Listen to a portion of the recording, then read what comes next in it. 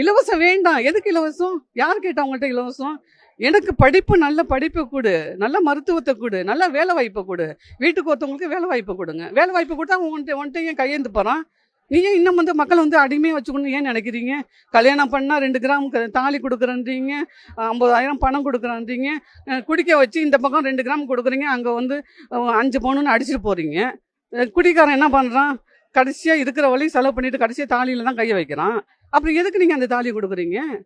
அப்போ இலவசம் வேண்டாம், இலவசம் வேண்டாம். தகுதிக்கு ஏற்றா போல் அவங்களுக்கு அரசு வேலை கொடுங்க, நல்ல தரமான கல்வி கொடுங்க, தரமான மருத்துவத்தை கொடுங்க, தரமான குடிநீரை கொடுங்க, தரமான உணவை கொடுங்க. இன்னும் சொல்லப்போனால் தரமான உணவு கொடுங்க. இது எல்லாம் கொடுத்தா ஏன் நீங்கள் இலவசம் கொடுக்க வேண்டிய அவசியமே இருக்காது. நீங்கள் அதெல்லாம் கொடுக்காம நாங்கள் இலவசத்தை கொடுக்குறோன்னு எவ்வளோ நாளைக்கு நீங்கள் மக்களை ஏமாற்றிட்டு இருப்பீங்க? இன்னும் எத்தனை காலத்துக்கு? அதெல்லாம் இனிமேல் ஒரு மாற்று அரசியல் வரணும் அவசியம். எல்லா திட்டங்களையும் மெயினாக அதில் என்ன, அந்த பெண்கள் சார்ந்த போதை இல்லா ஒரு நாட்டை உருவாக்கணும். அது ரொம்ப ரொம்ப அவசியம். ஏன்னா நான் சமூக ஆர்வலர் தான். டெல்லி மாணவிலேருந்து நான் போராடிட்டு இருக்கேன். ஆனால் இன்னமும் அதுக்கு தீர்வே இல்லாத ஒரு பயணமாக போயிட்டு இருக்கு. நாங்கள் அதை தடுக்கிறோம், இரும்பு கரம் கொண்டு தடுக்கிறோம் அப்படின்னு தான் சொல்கிறாங்க. அந்த இரும்பு கரம்லாம் எங்கே தான் போணுச்சுன்னா டெய்லி ஒரு மாணவி பாதிக்கப்படுறா.